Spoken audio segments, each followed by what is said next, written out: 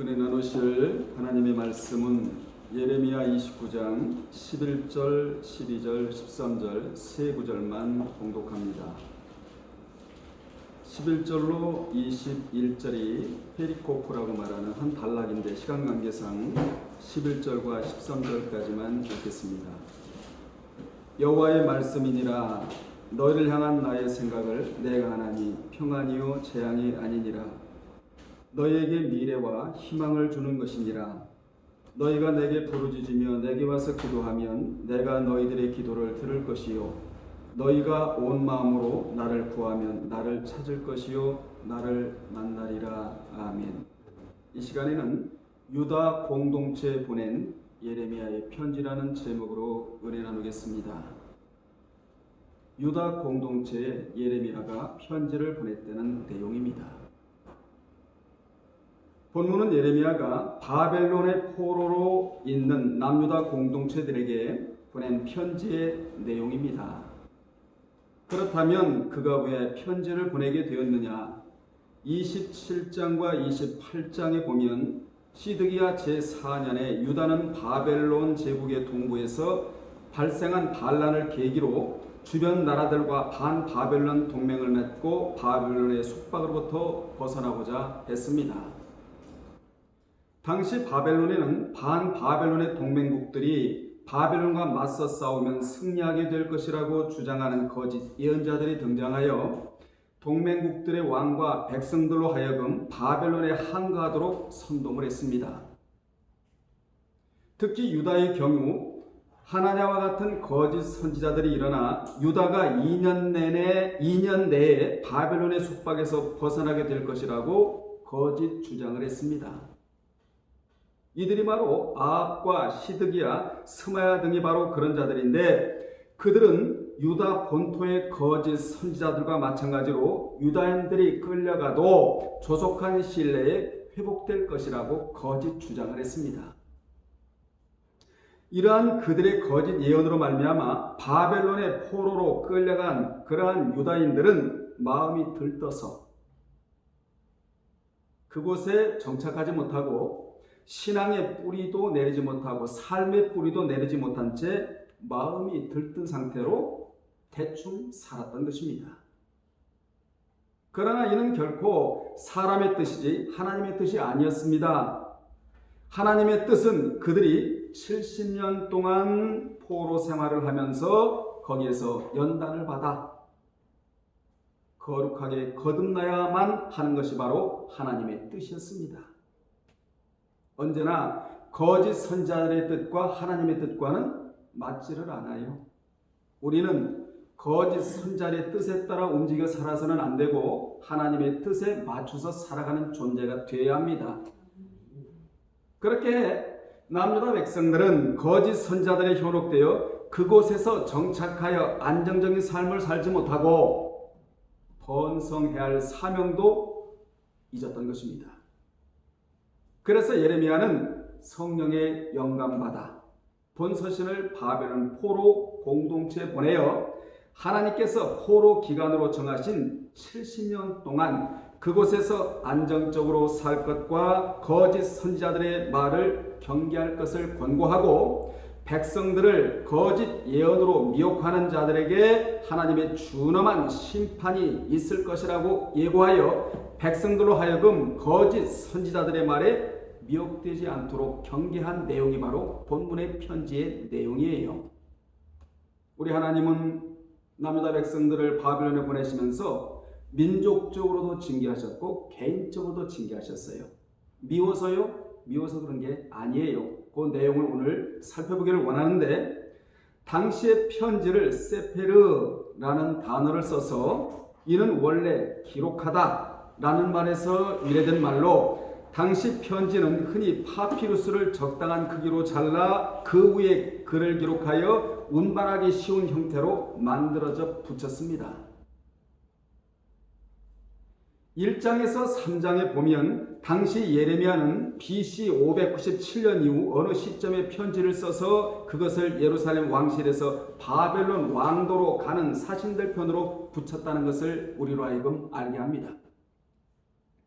당시 유다 왕 시드기야는 바벨론 왕실의 압력을 받고 있었는데 바벨론 왕 느부갓네살에게 충성을 확인시켜주는 차원에서 사신인 엘라사와 그마랴를 파견하면서 그 편지를 유다 공동체에게 전한 것입니다. 여호야김이 왕위에 있을 당시와 BC 597년 여호야긴이 왕위에 있을 때 두 번에 걸친 바벨론의 포로로 끌려갔었고 그 규모가 상당하였기에 그발강 근처 데라빕 지역을 중심으로 유다인들의 공동체가 형성되어 있었다고 에스겔 3장 15절에 말씀하고 있습니다.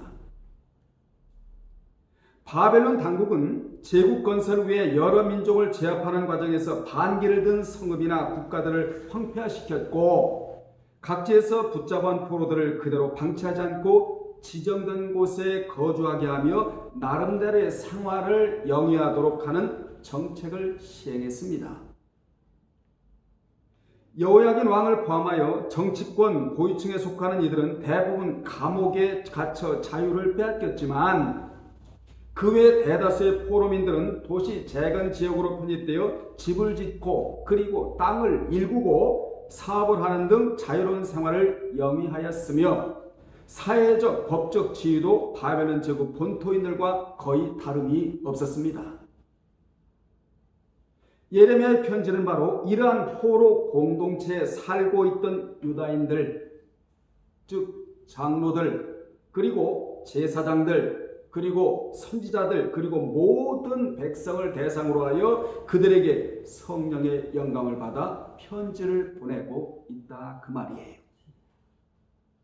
그렇다면 예레미야는 왜 바벨론에 있는 유다 공동체들에게 편지를 써서 보내야만 했는가? 이유가 있겠죠?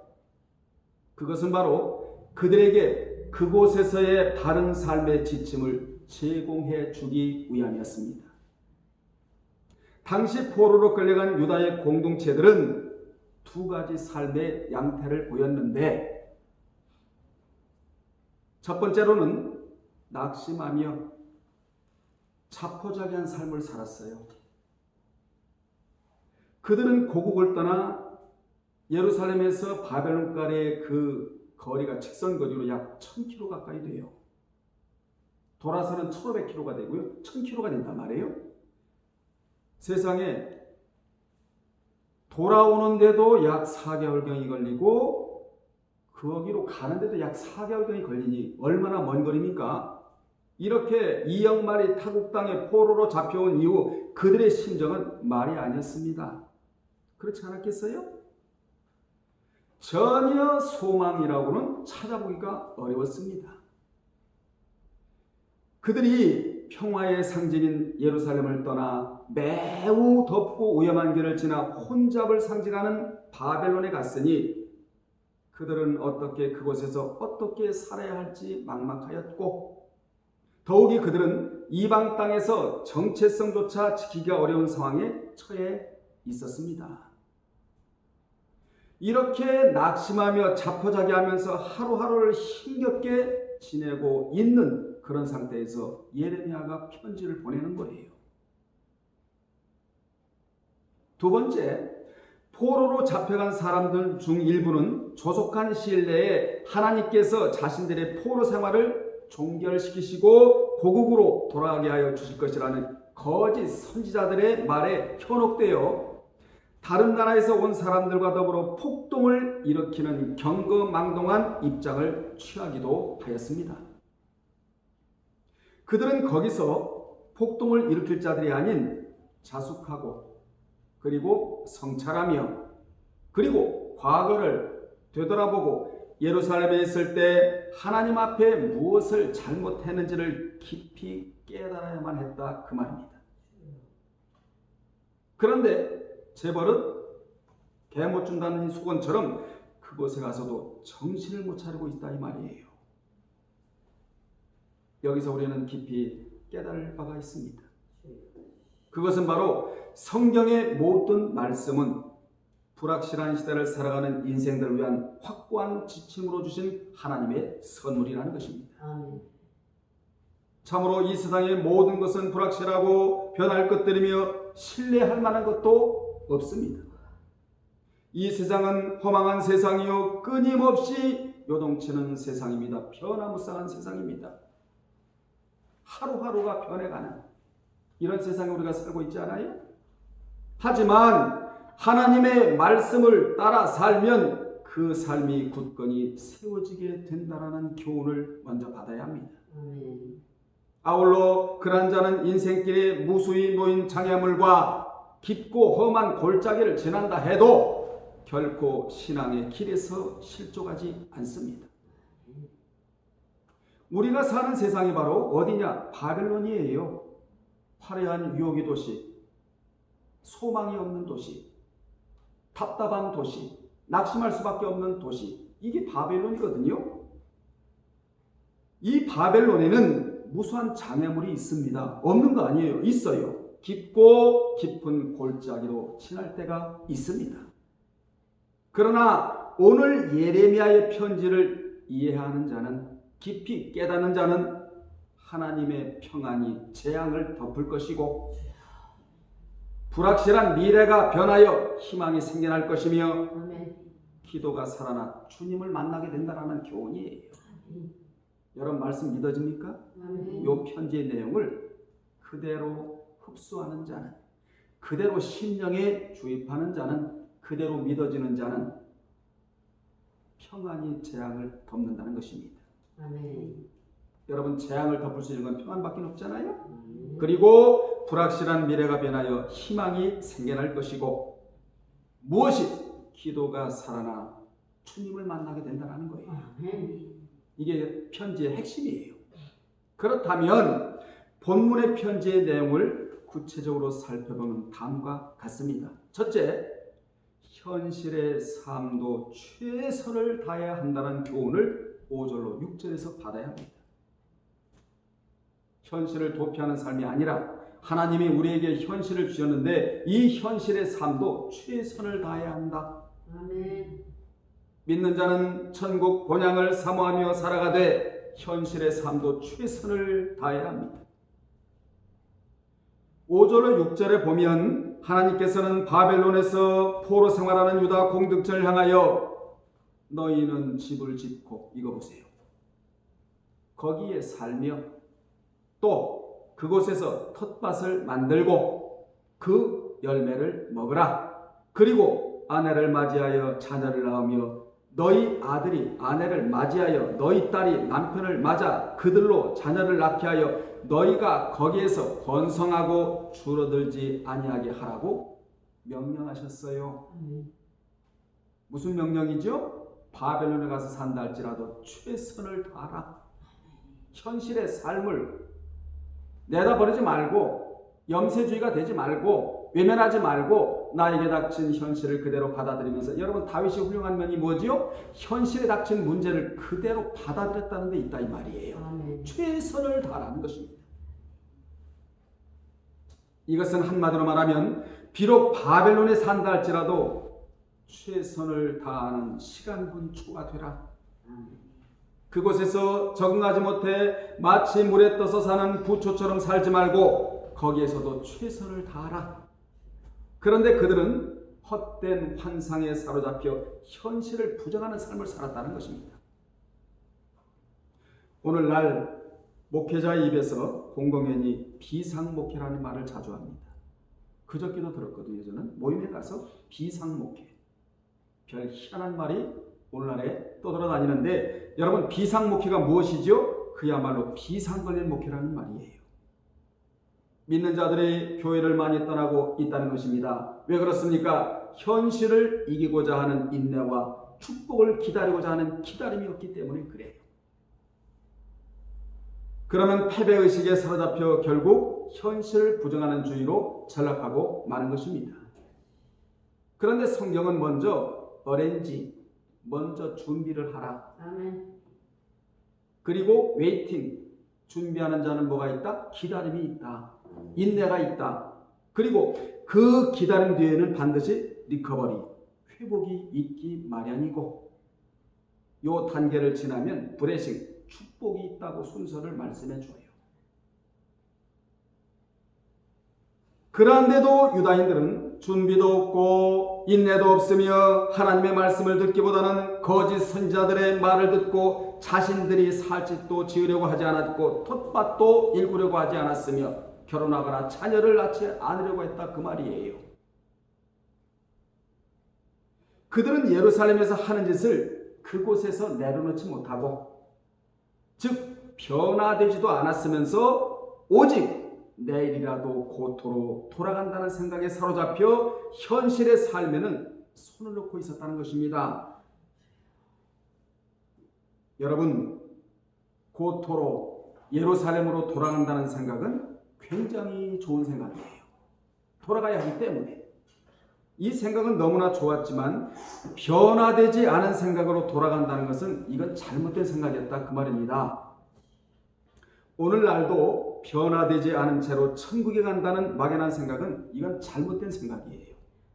우리는 변화된 모습으로 천국에 가야 됩니다. 아멘. 변화되지 않으면 갈 생각하지 말아야 돼요. 그러면 그들의 잘못된 생각이 무엇이냐? 논밭을 일구면 열매를 거두지 못하고 떠날 것이라는 생각과 결혼하고 자녀를 낳으면 예루살렘으로 돌아가는데 약 4개월이나 걸리는데 거기에 따른 어려움이 더할 것으로 여겼어요. 우리는 분명 이 세상에 매몰되지 말고 장차 도래할 하나님의 나라를 바라보며 현실에 주어진 이 삶을 부정하지 아니하고 그 주어진 삶의 자리에서 맡겨진 사명에 최선을 다하는 저와 여러분이 되어야 될 줄로 믿습니다. 그런데도 그들은 현실의 삶을 포기하면서 하루하루를 준비 없이 살았다는 거예요. 이는 거짓 선지자들의 영향을 받아서 그렇게 된 것입니다. 그러니까 오늘날로 말하면 시한부 종말론주의자들의 미혹을 받았다 이 말이에요. 여러분, 성경의 종말론은 너무나 좋습니다. 왜 종말론이 좋으냐? 종말론을 여러분이 알아야 내세를 준비할 수 있기 때문에 그렇습니다. 그런데 시한부 종말론에 걸려들면 삶이 포기되고 가정이 포기되며 그리고 여러분 모든 것들이 다 엉망이 되고 파탄의 지경에 처하고 말아요. 그래서 지금 유다서를 하고 있잖아요. 우리 오후 시간에 유다서가 끝나면 이제 우리 교회에서도 종말론에 대해서 배울 거예요. 집중적으로. 그래야 내세를 준비할 수 있으니까 말이에요. 두 번째, 믿는 자는 나라와 민족을 위해서 기도해야 한다 라고 7절에서 말씀하고 있는데 여러분 7절에 보세요. 7절에 보면 너희는 내가 사로잡혀가게 한 그 성읍의 평안을 구하고 그를 위하여 뭐하라? 여호와께 기도하라. 왜 기도해야 되느냐? 그 성읍이 평안함으로 너희도 평안할 것이기 때문이니라 라고 말씀하십니다. 뿐만 아니라 디모데전서 2장 1절로 2절에도 그러므로 내가 첫째로 권하노니 얼마나 중요하면요. 사도 바울이 첫째로 권한대요. 첫째로 권하노니 모든 사람을 위하여 간구와 기도와 도고와 감사를 하되 임금들과 높은 지위에 있는 모든 사람을 위하여 위정자들을 위해서 기도하라는 거 아니에요. 왜 기도해야 되느냐? 우리가 모든 경건과 단정함으로 고요하고 평안한 생활을 하려 함이니라 라고 사도 바울이 어디를 인용하느냐? 예레미야 몇 장? 29장 몇 절을? 7절을 인용을 해서 요 신약에다가 깔아놔요. 여러분은 본절 7절의 말씀을 어떻게 생각하십니까? 이 말씀이 과연 적절하다고 생각하세요? 그대로 읽으면 그렇지를 않아요. 여러분, 바벨론이 어떤 나라지요? 남유다를 이미 2차례에 걸쳐 침공하여 짓밟고 성전의 기물들을 약탈하며 많은 유다 백성들을 사로잡아간 유다로서는 원수의 나라예요. 더욱이 지금 그들은 유다 공동체를 포로로 잡아 억압하고 있지 않아요? 바벨론에서? 그러므로 유다 백성들에게 있어 바벨론은 전복시켜야 할 나라이고 그들이 망해야 자신들이 예루살렘으로 돌아올 수가 있거든요. 그런데 이게 웬일입니까? 하나님께서는 유다 백성들에게 무엇이라 말씀하고 계시느냐? 너희들을 포로로 잡고 있는 원수 바벨론의 평안을 위하여 기도하라, 이렇게 말씀하시는 거죠. 우리는 이런 말씀을 통하여 신약의 원수와 핍박자를 위해서 기도하는 자가 아들이 된다, 여기까지 발전해 나가야 됩니다. 그 나라를 위해서 기도하는 거예요, 하나님. 당시 상황으로 볼 때 유다 백성들이 편지로 받은 하나님의 명령이 과연 합당한 것이라 여겼겠습니까? 이는 우리가 생각해 봐도 쉽게 납득하기 어려운 명령임에 틀림이 없습니다. 하지만 사실 이 명령은 그들 자신들을 위한 명령이었어요. 그러면 하나님께서 유다 백성들에게 이와 같은 명령을 주신 이유가 무엇이냐? 이는 그 성읍이 평안해야 너희가 평안할 것이기 때문이니라. 그렇습니다. 하나님의 명령은 바벨론을 위한 것이 아니라 유다 백성들의 평안을 위한 것이었다. 아멘. 이것이 믿는 자들의 국가관이에요.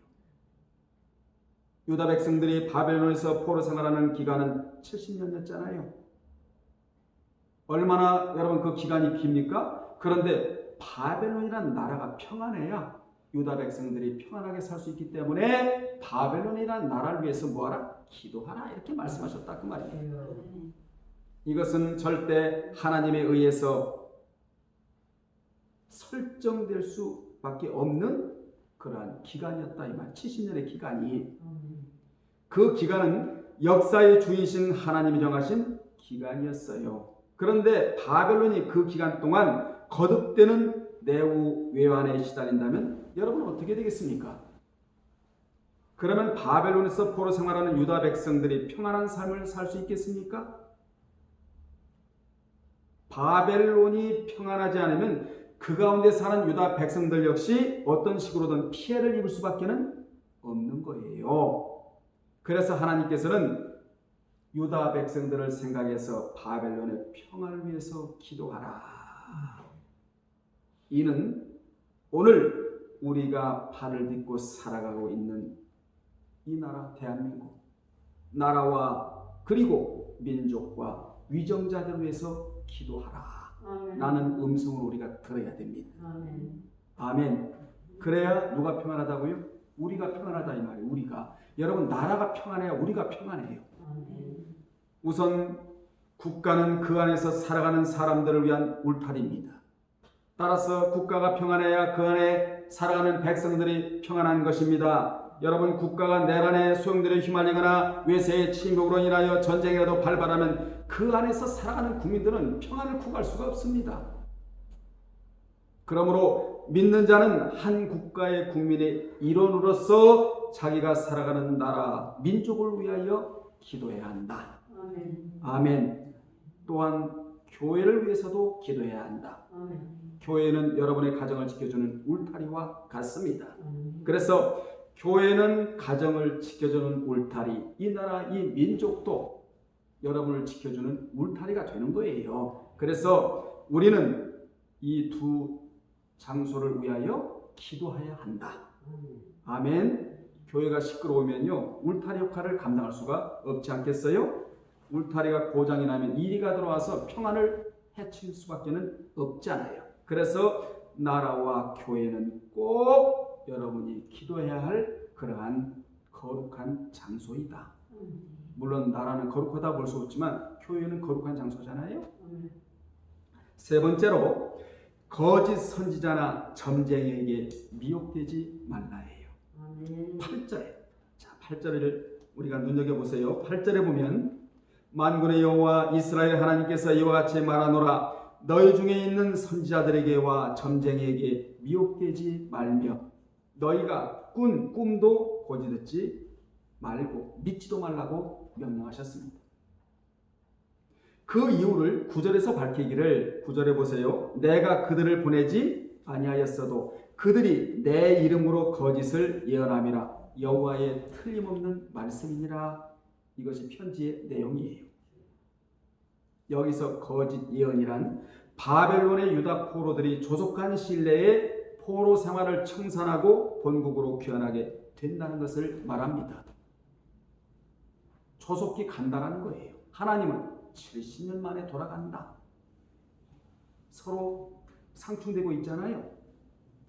거짓 예언자들은 이미 바벨론에 끌려가기 전 예루살렘에 있을 때에도 너희들이 비록 끌려간다고 해도 조속한 시일에 유다가 회복되고 포로들이 귀환하며 성전의 기물들이 다시 예루살렘으로 돌아오게 될 것이라고 하나님의 이름을 들먹이면서 거짓된 입술로 예언을 했던 것입니다.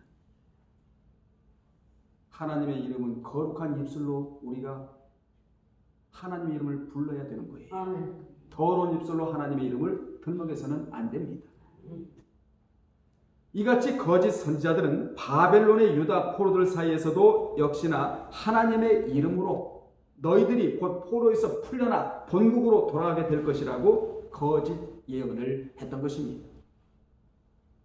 본문에서는 이들을 선지자와 점쟁이와 꿈꾸는 자들로 표현하고 있는 거예요.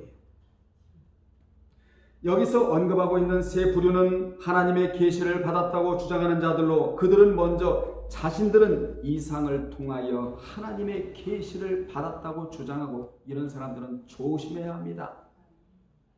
점쟁이는 다양한 점을 통하여 계시를 받았다고 주장했으며 꿈꾸는 자들은 꿈을 통해 계시를 받았다고 주장을 했다 이 말이에요. 누구의 이름을 들먹이면서? 하나님의 이름을 들먹이면서. 그런데 하나님께서는 이들에 대하여 내가 그들을 보내지 않았다고 단호히 말씀하십니다.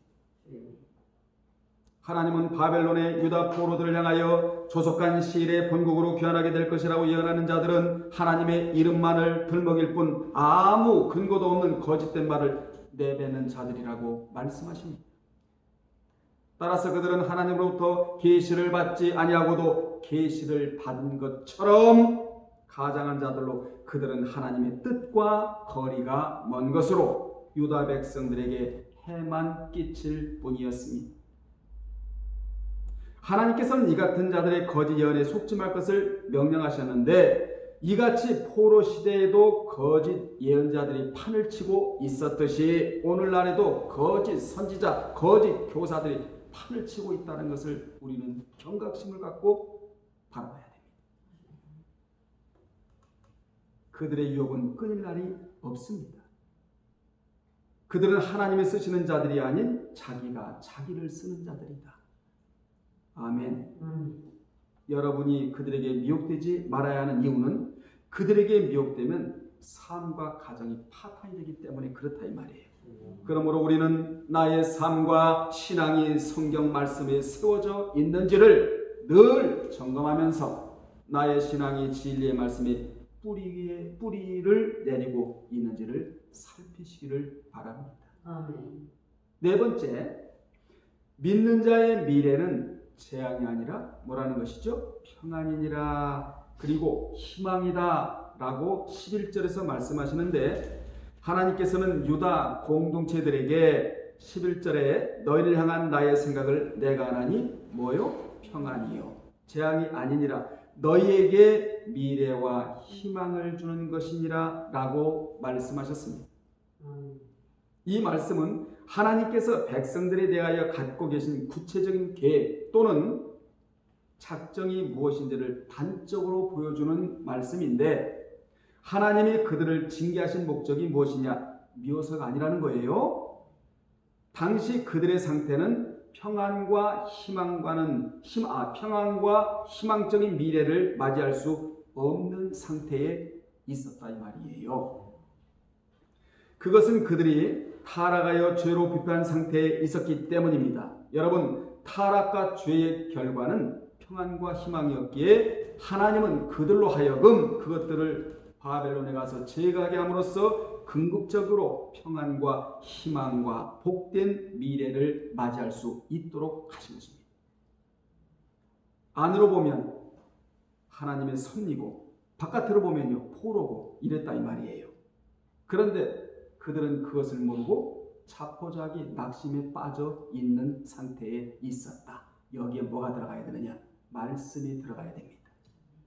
아멘. 그래서 이 같은 말씀을 전해주고 계시는 거예요. 그러므로 하나님이 그들에게 평안과 미래와 희망을 주기 위함이 바로 바벨론 70년의 포로 기간이었다. 아멘. 그러므로 하나님의 징계에는 의미 없는 것은 하나도 없다는 거예요. 전부 다 우리를 위한 의미를 두고 하나님이 징계도 내리시고 연단도 주시는 하나님이시다. 그러므로 우리는 징계, 시련, 연단이 올 때 낙심하고 자포자기에 빠져 있어서는 안 되고, 그때가 바로 자리에서 벌떡 일어나 아갈야후 기뻐서 날뛸 때다.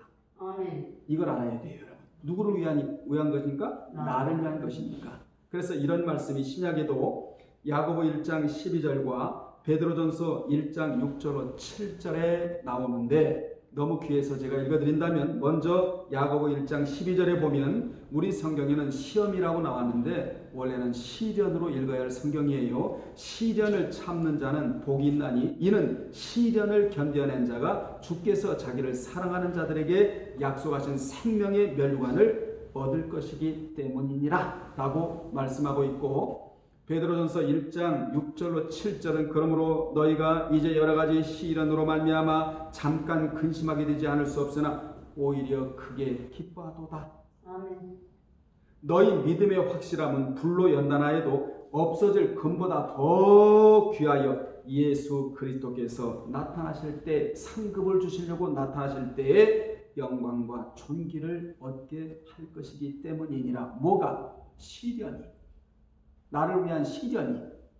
아멘. 그러니까 우리 앞에 다가오는 징계나 연단이나 시련, 우리는 이것이 올 때 절대로 낙심하거나 자포자기하거나 또 세상에 내려가거나 그러지 말고 오히려 하나님께 감사하다고 기쁨으로 찬양을 올려드려야 한다. 아멘. 이것이 지나면 뭐가 오니까? 평안이 오고 희망이 오고 미래가 다가오기 때문이니라. 아멘. 당시 하나님이 왜 바벨론에 보내는가를 모르고 있었던 자들이 바로 예루살렘에 남아있는 자들이었습니다. 그러한 자들은 하나님의 섭리도 모르면서 우리는 끌려가지 않았으므로 하나님의 은혜다, 은혜 타령만 하고 있었어요. 끌려가지 않은 자들은. 그런데 사실 정반대였습니다. 그들은 잡혀간 자들보다도 더 악하고 교만한 자들이었어요. 사실 그들은 하나님의 심판을 받아 처참하게 멸망할 자들이었습니다. 그에 반해 끌려간 자들은 장차 유다 본토에 임할 처참한 멸망의 심판에서 건지기 위해 미리 안전한 바벨론 땅으로 하나님이 보내신 자들이었다. 그래서 BC 586년 바벨론에 의해 예루살렘이 멸망하면서 그대로 입증이 되어버려요. 예루살렘이 멸망할 때 그 땅은 한마디로 아비규환의 현장이었습니다. 바벨론의 군대들이 들어와 예루살렘을 포위하는 바람에 먹을 것이 없어서, 여러분 잘 아시잖아요. 자기 자식을 인육으로 삼아 오늘은 내 자식, 내일은 네 자식, 이렇게 자식을요 3만 볼 정도입니다. 뿐만 아니라 시신이 묻힐 곳이 없도록 처참하게 살육을 당하였다고. 또 일부의 살아남은 자들은 열방으로 흩어져 그곳에서 짐승과 같이 살아야만 했다고. 그러나 그곳에 간 자들, 바벨론 포로로 간 자들은 다시금 하나님을 찾게 되었으니 이것이 얼마나 축복이 아닌가 그 말입니다. 아멘. 예루살렘에 남아있는 자들은 하나님을 찾지 못하고 이렇게 비참하게 되었지만, 바벨론 포로로 끌려간 자들은 그곳에서 하나님을 찾게 되는 거예요. 나중에 그 자들이 복이 아니겠습니까? 사람이 볼 때는 예루살렘에 남아있는 자들이 복이다 이렇게 생각했지만, 바벨론 포로에 끌려가서 모든 우상의 찌기나 모든 죄의 이런 더러운 오염 요소들을 다 제거하고 돌아온 자들은 하나님께로부터 엄청난 복을 받고 살아간 자들이었다. 하나만 더 할게요. 5번째, 온 마음으로 하나님을 찾으면 만나는 길이 있다는 것입니다. 이 길을 하나님이 열어놓으셨어요. 12절에 보면 12절에 볼까요? 우리 너희가 내게 부르짖으며 내게 와서 기도하면 내가 너희들의 기도를 들을 것이요 라고 말씀하셨는데, 이 말씀을 하신 의도가 뭐냐? 인간은 유한한 존재이고 하나님은 무한하신 존재라는 것이죠. 그래서 인간은 근본적으로 하나님을 찾을 수밖에 없는 존재들이라는 것입니다. 여러분, 하나님을 찾고 사십니까? 찾아야 만나주세요. 아멘. 우리는 하나님의 형상으로 지음받은 존재들입니다. 그래서 하나님의 형상으로 지음받은 인간은 근원적으로 하나님을 갈망할 수밖에 없다라는 것이에요. 구약에 보면요, 참 선지자의 입에는 항상 내 주여, 내 주여, 따라합시다. 내 주여. 크게요. 내 주여. 내 주여. 이 말이 입에 붙어 있었다는 걸 우리로 하는 말이에요. 내 주여, 내 주. 그 다음에는 의지합니다. 신뢰합니다. 저를 고쳐주시옵소서. 제가 가야 할 길을 제시하여 주옵소서. 이 말이 따라붙어요. 여러분의 입술에 내 주여, 내 주여. 이 거룩한 하나님의 신명이 담겨있는 내 주여라는 호칭을 입에 달고 사시기를 주의 이름으로 축복합니다. 아멘. 그러면서 이제 20절로 가면 믿는 자에게 일어나는 일은 하나님의 섭리 가운데 일어나는 일이다 라고 말씀하고 있는데, 우리 20절에 다 같이 한번 읽어볼까요? 그런즉 내가 예루살렘에서 바벨론으로 보낸 너희 모든 포로여 여호와의 말씀부터 들을지어다 라고 하셨는데, 본절에서 우리는 내가 그리고 보낸이란 말에 주목을 해야 합니다. 이 말은 유다 백성들이 바벨론의 포로로 잡혀간 것이 하나님의 섭리에 의한 것이라는 것을 나타내는 단어들이에요. 사실상 표면적으로 보면 유다의 국력이 약하였기 때문에 포로가 되었다고 비춰지지만, 섭리로 보면 하나님을 찾아야 할 백성들이 하나님을 찾지 않으니까 하나님이 바벨론에 가서 하나님을 다시 찾으라고, 우상을 다 제거하고, 아멘. 오염 요소를 다 씻어버리고 하나님을 찾으라고 하나님의 섭리 가운데 보내진 일이다. 그러므로 저와 여러분의 모든 삶의 내용으로 보면 하나님의 섭리가 작동하고 있다는 사실을 우리는 잊으면 안 돼요.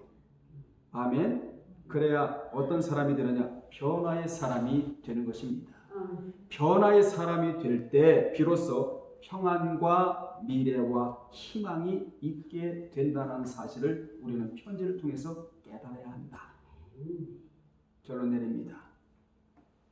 믿는 자가 거하는 곳에는 언제나 사탄의 신분군들이 공존하고 있다라는 내용이 21절이에요. 21절에 그렇게 결론 내리고 있잖아요. 이스라엘 백성들이 끌려가기 전에 예루살렘에는 거짓 선지자들이 있어서 이대로 살아도 괜찮다, 평안하다, 이걸 외쳤단 말이에요. 괜찮아, 괜찮아, 평안해, 이걸 외쳤단 말이에요. 예루살렘에 있었던 거짓 선지자들의 입에는 괜찮아, 평안해, 이대로 살아도 괜찮아, 대충 살아, 이랬단 말이에요. 이렇게 미혹을 했고, 바벨론에 끌려간 상태에서도 너희는 곧 돌아가니 대충 살아도 괜찮아, 이게 그들의 예언이었다 이 말이에요. 저는 여러분에게 절대로 그런 예언하지 않습니다.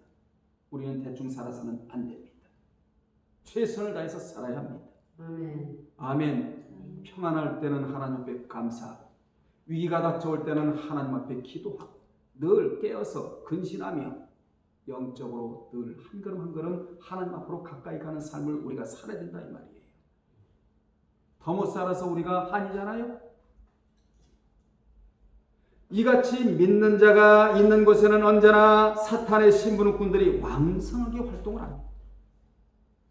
우리 곁에도 언제나 참 길만 있는 것이 아니고 거짓된 길이 있고 파멸의 길로 이끄는 사탄의 신분군들이 있기 마련입니다. 그놈들은 믿는 자를 진리에서 벗어나게 하고 하나님을 찾지 못하게 하며 죄악의 길을 걷게 합니다. 예루살렘에도 왕성했으며 바벨론에도 왕성했으며 특히 예레미야가 사역할 때도 왕성했습니다. 지금도 계속 이어지고 있는 거예요. 우리는 일할 때일수록 자신의 믿음을 돈독히 지키며 아멘. 사도 바울이 말했잖아요. 자신의 믿음이 있는가를 확증하라 그러잖아요. 매일 우리는 이게 점검표예요. 확증이라는 게 점검표예요. 자신의 믿음이 있는지를 우리는 돈독히 지키면서 확증하면서 오직 의의 길, 따라합시다. 의의 길, 의의 길, 생명의 길, 생명의 이 길로 걸어가야 한다는 거예요. 아멘. 길. 지금 이 시대는 그 어느 시대보다도 하나님의 메시지에 반하는 거짓의 영, 미혹의 영이 혼재되어 있습니다.